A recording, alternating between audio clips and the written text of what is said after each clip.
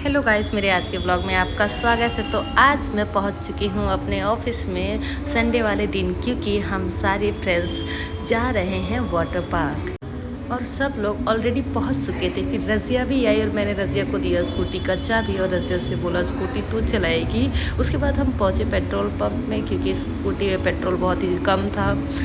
फिर हमने पेट्रोल भरवाया। पेट्रोल भरवाने के बाद हमारी सवारी निकल पड़ी नोएडा के लिए, क्योंकि वाव वंडर जो है वो नोएडा सेक्टर 18 के पास में था।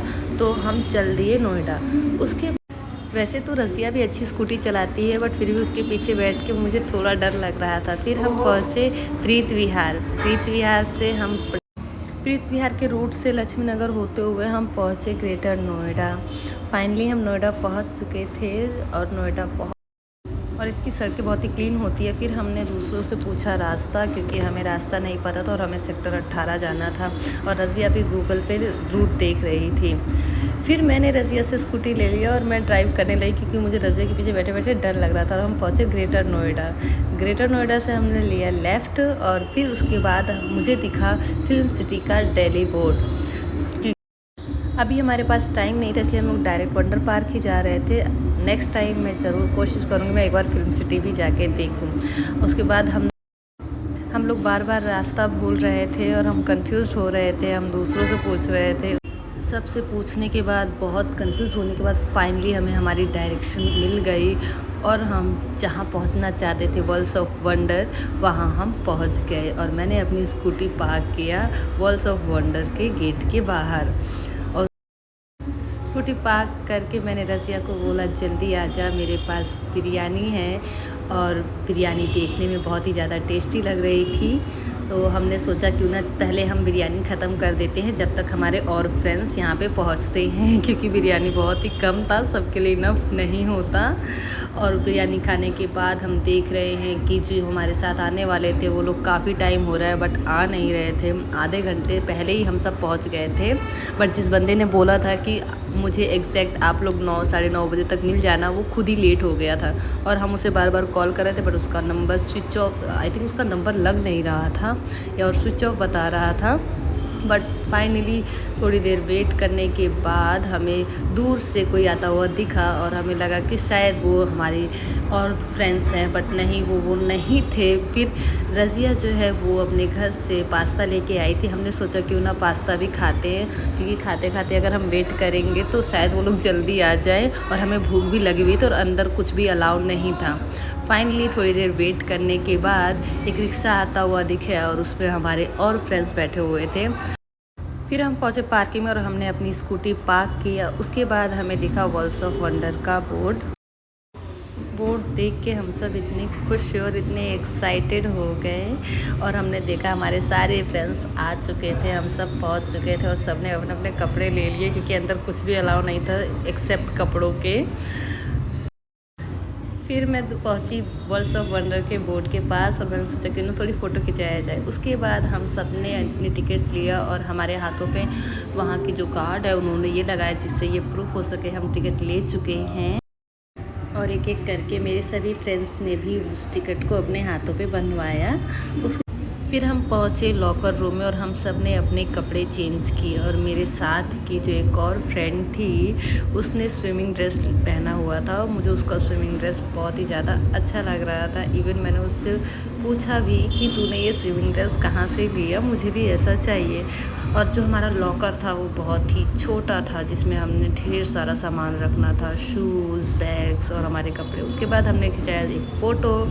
फिर हम पहुंच गए वाटर पार्क के अंदर और अंदर एंट्री करते ही हमें दिखाई बड़ा सा शावर जो बहुत ही ज़्यादा अच्छा था, उसके अंदर जाके ऐसा लग रहा था जैसे बारिश हो रही है और भी लोग उसके अंदर इंजॉय कर रहे थे। फिर मैंने और रज़िया ने किया डांस, जो हमारा फेवरेट है। हम दोनों ने खूब डांस किया और इंजॉय किया हर एक मोमेंट। वर्ल्ड्स ऑफ वंडर बहुत ही अच्छी जगह है दोस्तों के साथ इंजॉय करने के लिए। आप बहुत अच्छे से इंजॉय कर सकते हो और बेटर रहेगा आप शॉर्ट्स ही पहन के आओ, क्योंकि शॉर्ट्स में आप कंफर्टेबल रहोगे। फिर अपने दोस्तों को छोड़ के मैं पहुंची अंदर और मैंने देखा और भी दूसरी एक्टिविटीज़।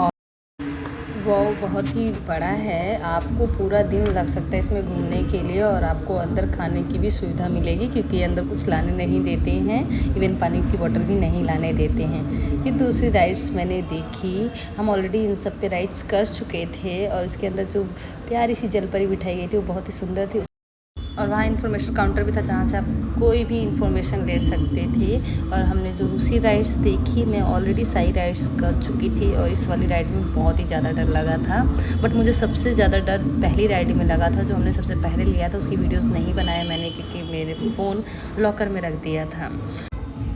इस वाले जगह पे हमें सबसे ज़्यादा मज़ा आया और हमने इसको 2-2 बार किया था क्योंकि हम सब एक दूसरे को गिरा रहे थे, मस्ती कर रहे थे। फिर मैं पहुंची स्विमिंग पूल के पास और वहाँ पे ऑलरेडी बहुत सारे लोग थे और स्विमिंग कर रहे थे और इसमें वेव भी आती है जिसकी टाइमिंग होती है और टीवी पे अगर आप कुछ डांस वांस कर रहे हो तो आपकी फ़ोटो भी दिखाई जाती है। हर एक बंदे पे जूम कर के वो टीवी में शो भी करते हैं जो बहुत ही ज़्यादा एंटरटेनिंग होता है और हर किसी को मज़ा आता है। तो आप चाहो तो अपने आप को देख के भी डांस कर सकते हो। फिर मैंने सोचा क्यों ना थोड़ा सा मैं भी पानी के अंदर बैठ जाऊं। मैं ऑलरेडी नहा चुकी थी और वापस आते टाइम मुझे दोबारा से बहुत ही प्यारी प्यारी चीज़ें दिखी, बट मैं लेट हो रही थी और मुझे मेरे दोस्तों के पास जाना था। और जब मैं अपने दोस्तों के पास पहुंची मैंने देखा वो ऑलरेडी डांस कर रहे थे और काफ़ी टाइम से वो दोनों लगी पड़ी थी, शावर में डांस कर रही थी। हम सब ने बहुत ही ज़्यादा एंजॉय किया। फिर हमने चेंज किए अपने कपड़े और कपड़े चेंज करके लॉकर हम खाली कर चुके थे और गीले कपड़े मैंने पन्नी में रख लिया था। उसके बाद मैंने सोचा कि ना अपने बालों को थोड़ा सुखाया जाए और वहाँ पे आपके बालों को सुखाने का भी अरेंजमेंट बहुत ही अच्छा हो रखा है, अपने बाल सुखा सकते हो। फिर मैंने शीशे में अपने आप को देखा और मैं पूरी काली हो चुकी थी, बहुत ही ज़्यादा टैनिंग हो चुकी थी थे कि काले भूत बन चुके थे, इतनी टैनिंग हो गई थी, हम पूरे ब्लैक ब्लैक लग रहे थे।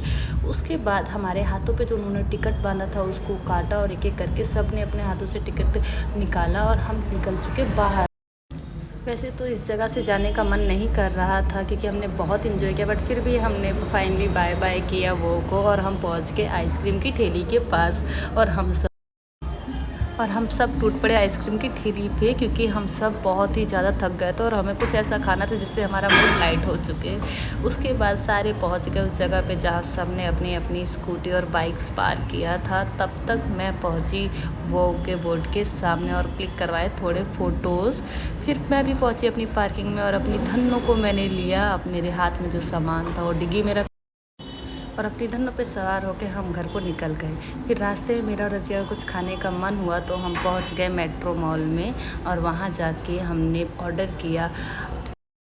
हमने 99 रुपीज़ का कॉम्बो ऑर्डर किया और रज़िया वो टेबल नंबर ही लेना भूल गई और विदाउट टेबल नंबर ऑर्डर आना थोड़ा मुश्किल होता। फिर हमने वहाँ के जो स्टाफ था उससे बात किया, उसने कहा don't worry without table number ही मैं आप लोगों को आपका ऑर्डर दिलवा दूँगा।